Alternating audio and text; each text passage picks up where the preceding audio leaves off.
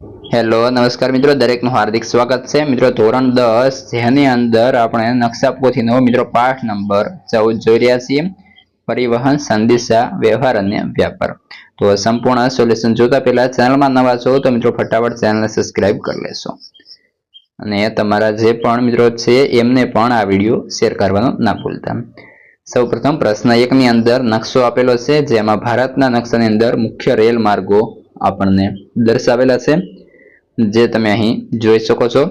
ત્યારબાદ આગળ છે મિત્રો પ્રશ્ન નંબર 2, જેમાં ભારતના નકશાની અંદર આપણે મૂળ રેલ માર્ગો જે છે અહીં આપણે દર્શાવવાના રહેશે. તો મિત્રો મેં જે છે સારી રીતે દર્શાવેલા છે, તમે તેને જોઈ અને દર્શાવી લેશો, પરંતુ પેન્સિલનો ઉપયોગ કરશો એ મિત્રો ધ્યાન રાખશો.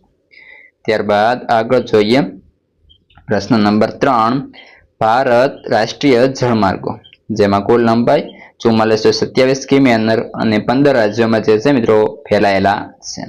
તો આ રીતે આપણે જે છે દર્શાવેલા છે અને આપણે નકશાની અંદર પણ સરસ મજાના દર્શાવવાના રહેશે.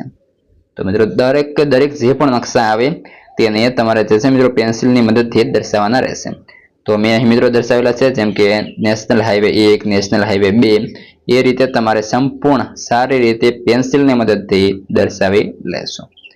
અને મિત્રો ખાસ કરી તમારા મિત્રોને પણ આ વિડીયો શેર કરવાનું ના ભૂલતા.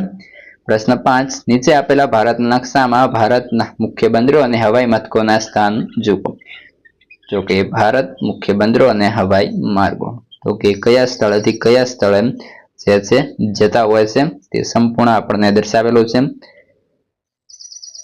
તો મિત્રો તેની અંદર આપણે પણ દર્શાવવાનું રહેશે. તો કે જે પણ રાજ્યોની અંદર આપણે જે છે મુખ્ય બંદરો અને હવાઈ માર્ગો આવેલા છે તે અહીં સારી રીતે દર્શાવી લેશું. ત્યારબાદ આગળ છે પ્રશ્ન 7, જેની અંદર દરેક વિધાનની નીચે આપેલા વિકલ્પોમાંથી સાચો વિકલ્પ શોધી ખાલી જગ્યા પૂરો. જેમાં પહેલો છે વ્યાપાર પ્રવૃત્તિ, તો કે ત્રીજા પ્રકારની આર્થિક પ્રવૃત્તિ છે. ત્યારબાદ બીજા નંબર છે 7 નંબરનો રાષ્ટ્રીય ધોરીમાર્ગ ભારતનો સૌથી લાંબો રાષ્ટ્રીય ધોરીમાર્ગ છે. તો મિત્રો હવે નવો નંબર જે છે એ કયો અને જૂનો નંબર કયો હતો તે આપણે તમારે જે છે કોમેન્ટ કરવાની રહેશે.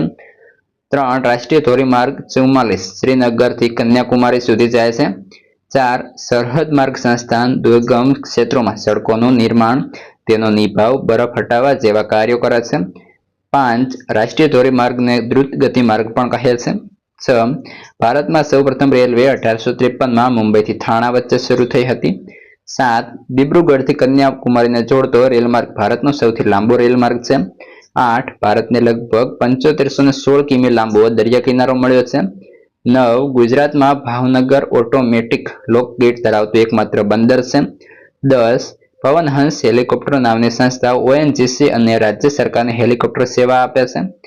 11 ભારતની સડક પ્રણાલી વિશ્વની 3જા નંબરની સડક પ્રણાલી છે.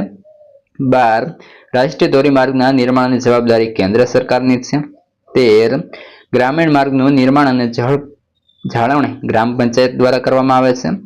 14 પ્રધાનમંત્રી ગ્રામ સડક યોજના હેઠળ શહેરી અને ગ્રામીણ પરિવહન સુધારવા માટે પ્રયાસો હાથ ધરવામાં આવ્યા છે.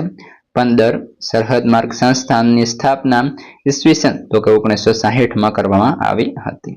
ત્યારબાદ આગળ 16મા નંબર છે ગુજરાતમાં અમદાવાદથી મુંબઈ સુધી એક્સપ્રેસ હાઈવે કાર્યરત છે. 17 રેલ માર્ગમાં વિશ્વનું ભારતનું સ્થાન તો બીજું છે. 18 રેલ માર્ગમાં એશિયાઈ ભારતનું સ્થાન તો કે પહેલું છે. 19 દિબ્રુગઢથી કન્યાકુમારીને જોડતો રેલ માર્ગ તો વિવેક એક્સપ્રેસ તરીકે જાણીતો છે. 20 ગુજરાતમાં કંડલા સૌથી મોટું બંદર છે. 21 ગુજરાતમાં પોરબંદર 12 માસ ખુલ્લું રહેતું બંદર છે. 22 ભારતમાં હવાઈ સેવાની શરૂઆત ટપાલ સેવા માટે અલ્હાબાદથી નૈની સુધી થઈ હતી. 23 ભારતમાં 15 જેટલા આંતરરાષ્ટ્રીય હવાઈ મથકો છે. 24 ઈમેલ, ઈ કોમર્સ, મુદ્રાની લેવડ દેવડ વગેરે ઇન્ટરનેટને કારણે ઝડપી બન્યા છે. 25 આકાશ ભારતી દેશનું સ્વાયત્ત પ્રસારણ નિગમ છે. વધીએ પ્રશ્ન 8, ખરા કે ખોટા. જ્યાં પહેલો છે તો કે ભોટિયા લોકો સારા પર્વતારોહકો છે, તો સાચું. 2 રેલ માર્ગમાં ભારતનું સ્થાન એશિયામાં પ્રથમ અને વિશ્વમાં ત્રીજું છે, તો સાચું. 3 કોંકણની રેલવે શ્રેષ્ઠ ઇજનેરી કૌશલ્યનો નમૂનો છે, તો ખોટું. 4 રાષ્ટ્રીય જળમાર્ગ એક બ્રહ્મપુત્ર નદીનો જળમાર્ગ છે, તો ખોટું. 5 રાષ્ટ્રીય જળમાર્ગ 2 ગંગા નદીનો જળમાર્ગ છે, તો ખોટું. ત્યારબાદ 6 ગુજરાતમાં કંડલા સૌથી મોટું બંદર છે, તો સાચું. ત્યારબાદ 7 ગુજરાતમાં પાવાગઢ, સાપુતારા અને અંબાજી ખાતે રોપવે સેવા ઉપલબ્ધ છે, સાચું. 8 રાષ્ટ્રીય ધોરીમાર્ગ નંબર 44 દેશમાં સૌથી મોટો છે, ખોટું. ગુજરાતમાંથી 27, 41, 47, 48 અને 151 નંબરના રાષ્ટ્રીય ધોરીમાર્ગો પસાર થાય છે, ખોટું. 10 દિબ્રુગઢથી કન્યાકુમારીને જોડતો રેલમાર્ગ ભારતનો સૌથી લાંબો રેલમાર્ગ છે, સાચું. ત્યારબાદ 11 દિબ્રુગઢથી કન્યાકુમારી રેલમાર્ગ ભારત એક્સપ્રેસ તરીકે જાણીતો છે, તો ખોટું. એ વિવેક એક્સપ્રેસ તરીકે ઓળખાય છે. ત્યારબાદ 12 કંડલા ઓટોમેટિક લોક ગેટ ધરાવતું ગુજરાતનું એકમાત્ર બંદર છે, તો ખોટું. 13 વેરાવળ 12 માસ ખુલ્લું રહેતું બંદર છે, તો ખોટું. 14 ભારતમાં 12 આંતરરાષ્ટ્રીય હવાઈ મથકો છે, તો ખોટું. 15 પવનહંસ હેલિકોપ્ટર નામની સંસ્થા ONGC અને કેન્દ્ર સરકારને હેલિકોપ્ટર સેવા આપે છે, સાચું. 16 અસમના નાહરકોટિયાથી નુનમતી બરૌની સુધી ખનિજ તેલની પાઇપલાઇન છે, તો સાચું. ત્યારબાદ ગુજરાતમાં કલોલથી કોયલી અને સલાયાથી મથુરા સુધી ખનિજ તેલની પાઇપલાઇન છે, ખોટું. 18 ભારતમાં આશરે 100 જેટલા રજ્જુ માર્ગો છે, તો સાચું. 19 પ્રસાર ભારતી દેશનો સ્વાયત્ત પ્રસારણ નિગમ છે, સાચું. 20 આકાશવાણી 30 ભાષાઓમાં કાર્યક્રમો પ્રસારિત કરે છે, ખોટું. 21 વેપાર તુલના હકારાત્મક બને એ માટે સરકારે મેક ઇન ઇન્ડિયા પ્રોજેક્ટ શરૂ કર્યો છે, તો ખોટું. ત્યારબાદ પ્રશ્ન 9 નીચેના પ્રશ્નોના 1-2 શબ્દમાં ઉત્તર લખવાનો રહેશે. પહેલું જોઈએ તો કે શાની શોધ થયા પછી માનવી સ્થાયી જીવન જીવવા લાગ્યો, તો મિત્રો ખેતી. 2 કયા લોકો સારા પર્વતારોહકો પણ છે, તો ભોટિયા લોકો.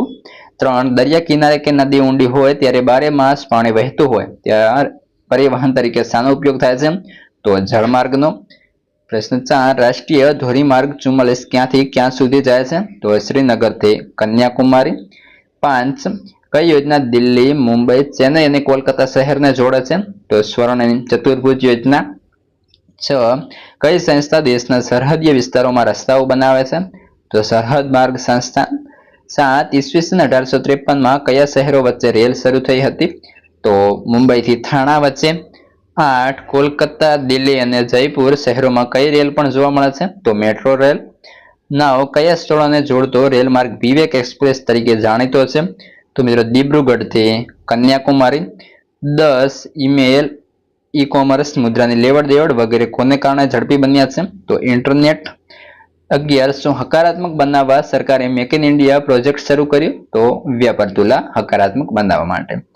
ત્યારબાદ જોડકા જોડો, તો જોડકાની અંદર મિત્રો પહેલું જોઈએ દેશનું સૌથી મોટું રાષ્ટ્રીયકૃત સંસ્થાન, તો આવશે ડી એટલે ભારતીય રેલવે. ભારતનો સૌથી લાંબો રેલમાર્ગ, તો આવશે દિબ્રુગઢથી કન્યાકુમારી.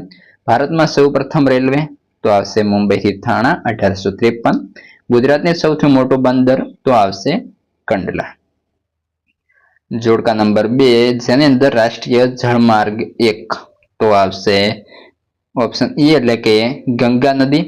ત્યારબાદ છે 2 રાષ્ટ્રીય જળમાર્ગ નંબર 2 છે, તો આવશે મિત્રો બ્રહ્મપુત્ર નદી. ત્યારબાદ રાષ્ટ્રીય જળમાર્ગ 4, તો આવશે ગોદાવરી કૃષ્ણ નદી. રાષ્ટ્રીય જળમાર્ગ 5, તો આવશે બ્રહ્મણી નદી. જોઈએ જોડકા નંબર 3 ત્રીજા પ્રકારની આર્થિક પ્રવૃત્તિ, તો એ છે વ્યાપાર. દેશનો સૌથી લાંબો રાષ્ટ્રીય માર્ગ, તો નંબર 44. પ્રધાનમંત્રી ગ્રામ સડક યોજના, તો આવશે ગ્રામીણ માર્ગ. એક્સપ્રેસ હાઈવે, તો આવશે દ્રુત ગતિ માર્ગ.